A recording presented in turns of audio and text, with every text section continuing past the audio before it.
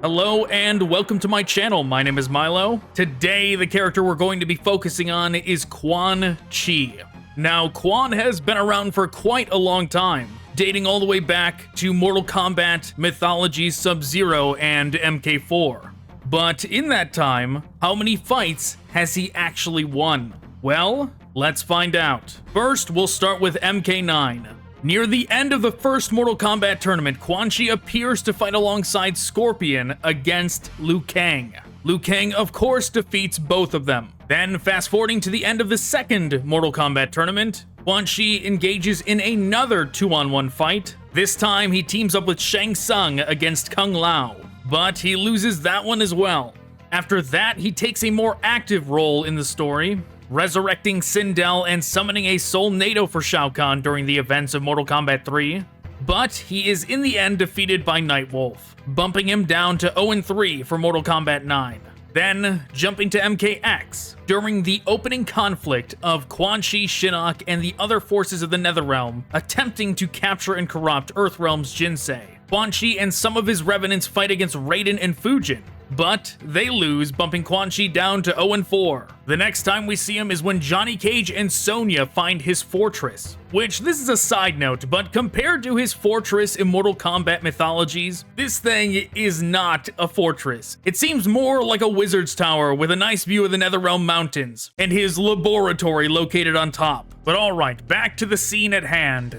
Quan Chi and some of his revenants arrive, and Johnny Cage is mortally wounded in the conflict. Quan Chi begins making a revenant out of him, but Sonya manages to fight and defeat the sorcerer before he can complete the process. Honestly, this loss is so bad I should make it worth 2 on the win-loss scoreboard, but I won't. The next time we see him is after the 20-year time skip. They go out of their way to say that Quan Chi is no longer at his full power. Apparently, Shinnok was acting as some sort of battery for him, and the longer Shinnok stayed sealed away, the more of his strength he lost. But that doesn't matter, we're going to count these as losses anyways. First, Jax beats him with a single uppercut and delivers him to the US Special Forces. While he's there, Scorpion, now going by Hanzo Hasashi, arrives with his Shirai Ryu. Hanzo is here to execute Quan Chi and avenge his clan, which maybe it's not exactly a fight, but I'm still gonna count it. If I counted that cheap shot Scorpion did to Goro as a win, I guess I'll count this too. You know, for being the equivalent of a remake for Mortal Kombat 4, Quan Chi actually has very little dialogue or presence within the story at all. You would have thought this would have been his time to shine, but I guess not. That does it for the modern games though, he sure doesn't come back in MK11. Actually, there were some MK9 endings that were worth mentioning. In Scarlet's ending, she does seek out and kill Quan Chi. Sure, it's not canon, but we'll count it anyways. In Quan Chi's MK9 ending, he actually makes a Revenant of Shao Kahn and uses it to defeat Shinnok. But that's a win for Revenant Shao Kahn, not for Quan Chi. So he's not getting anything for that. But alright, now we will rewind to the retro games.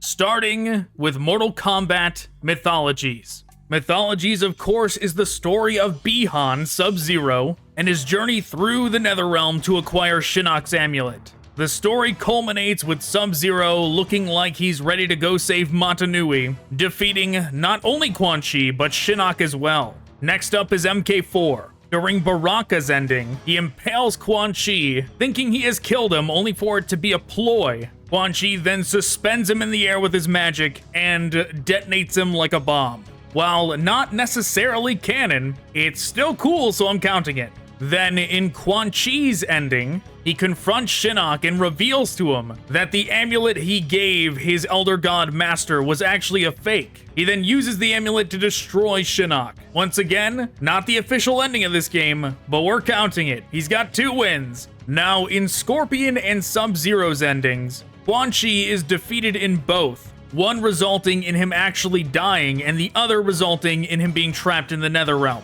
Because they're just different variations of the same scene, I'm going to count this as just 1 loss. Before we get to Deadly Alliance, First, we will do Deception, specifically Conquest mode for Deception, during which Shujinko happens to come across Scorpion and Quan Chi not long after the events of MK4. Quan Chi is on the run, and Scorpion is in pursuit. Here, Quan Chi is defeated by Scorpion before running away once again. Afterwards, it's implied that perhaps Quan Chi got Moloch and Draman to slow Scorpion down as he made his escape from the Netherrealm. That's when we pick up with the intro to Mortal Kombat, Deadly Alliance. Quan Chi manages to escape, but I'm not going to give him a win for winning a foot race against Scorpion. He then teams up with Shang Tsung, and the two manage to kill not only Liu Kang, but also Shao Kahn. And those count. That's 2 more wins for Quan Chi. Then, jumping to the endings of Deadly Alliance,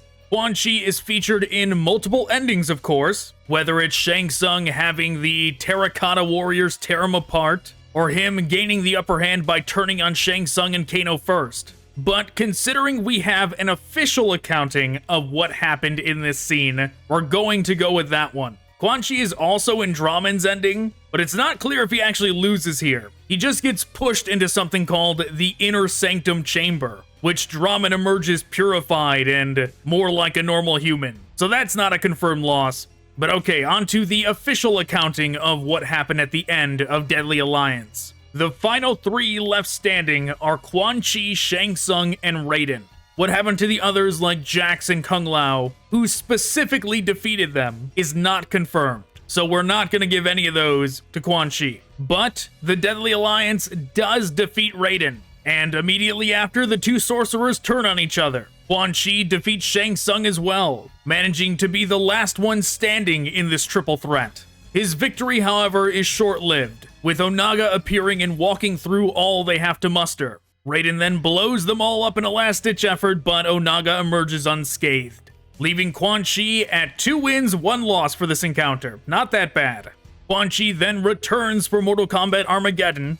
On the steps of the pyramid, he manages to defeat Kenshi, but right before he can finish him off, Shang Tsung appears and throws him off the side of the pyramid. Even if it's just a ring out, we'll still count it as a loss. Who knows, maybe Quan Chi died from the fall. But also, there's something curious about this scene. As everybody's running up the pyramid, you can actually see in the background Johnny Cage push Sonya off the side of the pyramid. Quite a thing to consider, that in one time they like each other enough to have a kid, and in this one, Johnny dislikes her so much that he's willing to push her off a pyramid. It makes you wonder what happened to generate so much bad blood in this timeline between the two. Up next is Mortal Kombat Conquest. Quan Chi has not had the honor of appearing in any of the live-action Mortal Kombat movies, but he was a significant character in the Mortal Kombat TV series, which is canon to the original Mortal Kombat movie and Mortal Kombat Annihilation, so he's in the timeline. During his tenure in the show, he had 2 fights.